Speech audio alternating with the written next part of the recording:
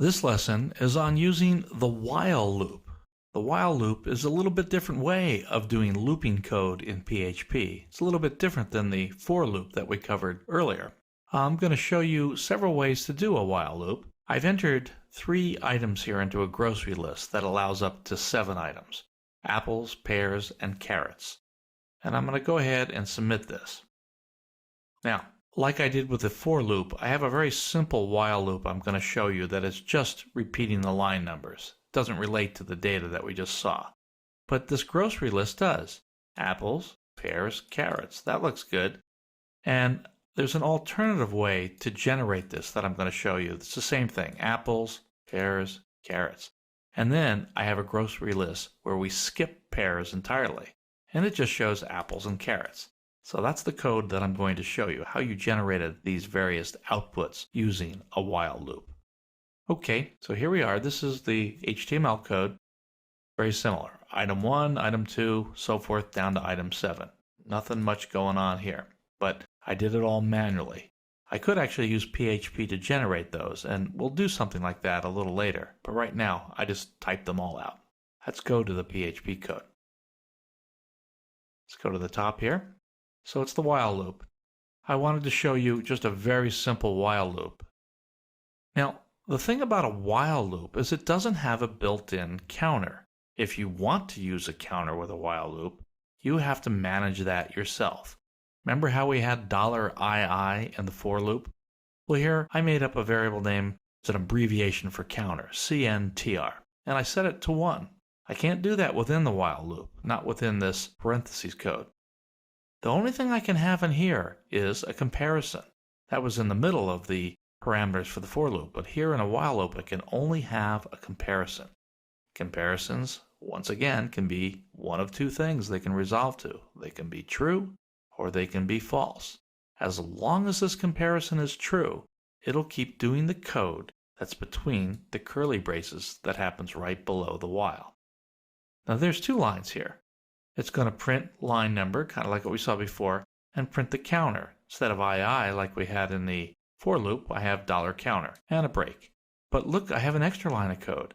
I have to bump up the counter myself because it's not part of what goes in the while loop. So I got that to work, and I had to manage my own counter. Now, truth be told, if you want to do something like this, you're almost always going to use a for loop. Generally, you don't use the while loop to manage counters in the comparison. Generally, we use while loops to look for some condition that's changed that's not based on a numeric counter. But this was a simple case just to give you an idea of how it worked. Let's go down now to the grocery list, the first way I want to show you. Once again, I set a counter to 1. I set an item number to be equal dummy. You'll see why in a moment. Now, the condition in here is not empty item.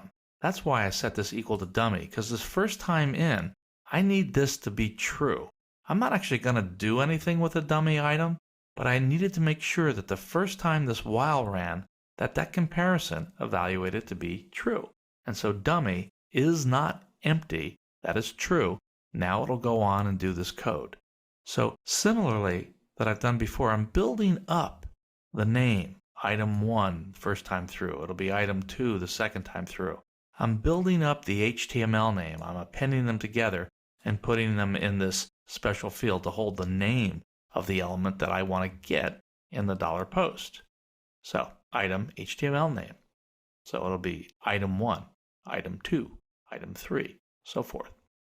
And that will come back in here, the value. Now I look at, is it empty or not? Remember when I filled this form in? Let's go back for a second. I left 4 of these blank. I only filled in 3. So I need to check for that. So I need to know if it's empty or not. And if it's not empty, I put something in there, then go ahead and print the word item and what the item was and print it out. And it did that. We got apples, pears, carrots to print out. But I have to manage the counter here. And in this loop, I do need the counter for building this item name attribute value. Here I need it, but I'm not basing my conditions of the while loop, I'm not basing them on the counter. I'm basing it on whether I find an empty item or not. Now, if I fill in all the rows on the items, this will still eventually be empty because it won't exist anymore. I'll try to get an 8th item and it won't be there. So let's go on. This is probably the pure, technically correct way to do it. But I have to admit, I don't like having to repeat this condition. If not empty item here, and if not empty item here. Just sort of bothers me. So there's a way around this, but you have to be careful with it. And this is the alternate way to do a grocery list. Instead of putting a condition in the while loop, you put the word true. Remember that all this code will happen over and over again as long as this is true? Well, if I put the word true in there, it's always true. Now, here's the risk. I had better put something in this code that will stop this loop. Otherwise, it's known as an infinite loop. It'll keep running over and over again until it hits a condition that tells it to stop. Fortunately, I'm good at putting that in here, and it's really easy to check. You know you have an infinite loop if you go to click and run your program, and it doesn't seem to come back with a response. It just keeps clocking in the browser. If you find that, Control-Alt-Delete is your friend if you're on Windows. You basically find a way to close the browser, end the program, and then you can go back and put something in to stop that loop as you debug your program. So I get the item. Now, here's how I get out of this loop. If the item is empty, I asked it now in the positive direction. If empty, $item, break. Break means I'm out of here. I'm getting out of the loop. I'm done. Don't go and look at this code that's below. Anything below break, it just simply leaves the loop, goes down to the end of the curly brace, and continues on its merry way if there's any code down below. So that's how that works. So if I'm not empty, then I just fall through. I bump up the counter, I print the item, and on we go. It's very important to make sure you don't skip a condition anywhere in here where you forget to bump up this counter, because you'll keep looking at the same name over and over again, and you'll never hit that empty condition. So watch that. That's a good way to cause yourself an infinite loop. This is a very practical way to do it where I only have to repeat the condition once that gets me out of a loop. Some purists don't like this method, but it's the method I most often use. I find it easier and more practical to do myself. Now, let's look at one more thing here. I had a grocery list where I skipped the pairs. Remember that? Skip the pairs. Go back real quick and take a look at that. Down here, grocery lists, skipping pears, apples and carrots. So I didn't display pears. So here's a new statement I want to introduce to you. It's called the continue statement. Now, the difference between a continue and a break is that break gets out of there, just goes to the end of the loop, and it keeps on going past to the next line of code. But a continue says, all right, I'm leaving the code right now, but instead of going down here, it goes back up here to the while loop. If there were a condition in there, it would check that condition. I happen to put the word true, so it'll always be true. So basically the next line of code will be this. But because I bumped up the counter here, that's okay. I'm going to be looking at a different iteration of item. So I skipped past it.